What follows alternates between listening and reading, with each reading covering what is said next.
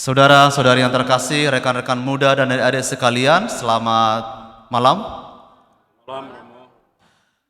Pada Minggu Sukacita ini kita diajak untuk merenungkan bagaimana Tuhan melaksanakan karyanya yang mengagumkan itu bersama dengan orang-orang sederhana.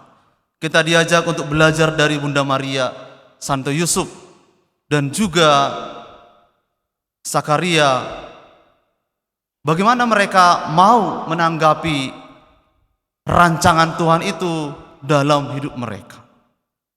Dan pada hari ini kita belajar dari Bunda Maria, Maria teladan solider.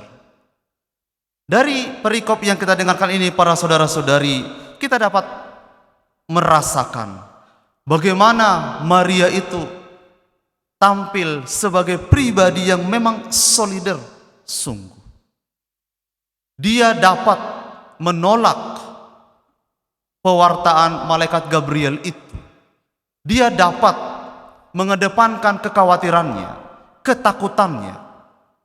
Dia dapat berkata, saya tidak mau.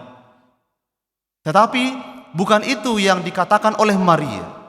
Maria dengan segala kekhawatirannya, ketakutannya, dia mau berkata yang lebih dari situ.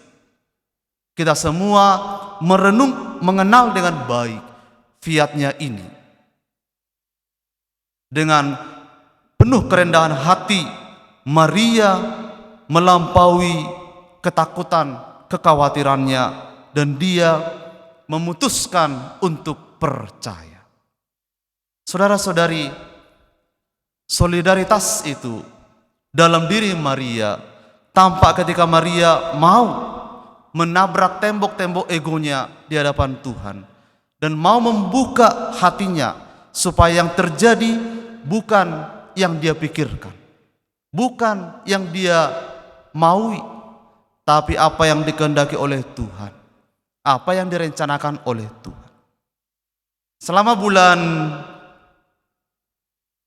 Desember ini kita merenungkan tema tentang solidaritas adalah cinta. Dan saya yakin Bapak Ibu juga sudah berdinamika di lingkungan bagaimana merenungkan itu. Keluarga sebagai aktualisasi dari solidaritas. Singkatnya, saya merenungkan para saudara-saudari dan kita semua saya kira juga mengalami hal yang sama, bahwa ketika kita memutuskan untuk membangun hidup bersama, keluarga dalam gereja Katolik yang kudus di hadapan Allah, di hadapan gereja, sejak itu kita mulai memutuskan untuk mengikis tembok-tembok egoisme kita. Mau tidak mau kita harus mulai mengalah untuk menang. Mau tidak mau kita harus mulai mengedepankan bukan kepentingan saya, bukan kepentingan suami, pasangan saya, bukan kepentingan yang lain, tapi kita berusaha mencari kehendak Tuhan di atas kepentingan kita bersama. Kalau saya hanya mengedepankan kepentingan saya, terjadilah percekcokan. Kalau saya mengedepankan kepentingan hanya pasangan saya, terjadilah percekcokan. Tapi kalau kita mau berdiscernment bersama, membedakan roh bersama, melihat kepentingan mana yang harus menjiwai kepentingan kita ini. Ketika kita menempatkan Tuhan, rencana Tuhan di atas segala-galanya, di atas kepentingan kita, maka itulah awal dari tumbuhnya damai, harmonis dalam keluarga kita. Saudara-saudari, jangan berkecil hati, karena ketika kita memutuskan untuk membangun hidup bersama dalam rumah tangga, bukan karena kita mampu untuk itu, bukan hanya karena kita ingin. Saya percaya sungguh bahwa keputusan orang untuk membangun rumah tangga pasti ada benih Tuhan di situ, benih suara Tuhan di situ. Keputusan kita memang tidak sesempurna yang diharapkan, tapi ada suara Tuhan di situ. Maka dapat kita katakan dalam terang iman, ketika kita memutuskan untuk membangun hidup bersama, kita dipilih oleh Tuhan, kita dikuduskan oleh Tuhan. Maka kita boleh setia bukan karena kita sanggup, bukan karena kita mampu, tapi karena ini adalah panggilan. Kalau kita memaknai perutusan kita sebagai panggilan, maka perutusan itu menjadi indah.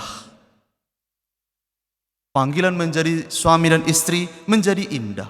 Panggilan menjadi anak menjadi punya nilai yang lebih, nilai plus. Panggilan menjadi seorang biarawan, biarawati juga menjadi indah. Saudara-saudari, marilah kita bersama-sama dengan rendah hati boleh terus mencari dan menempatkan kehendak Tuhan di atas kepentingan kita masing-masing. Tuhan itulah yang harus selalu punya rencana yang baik dalam kehidupan kita, keluarga, komunitas, dan gereja. Tuhan memberkati.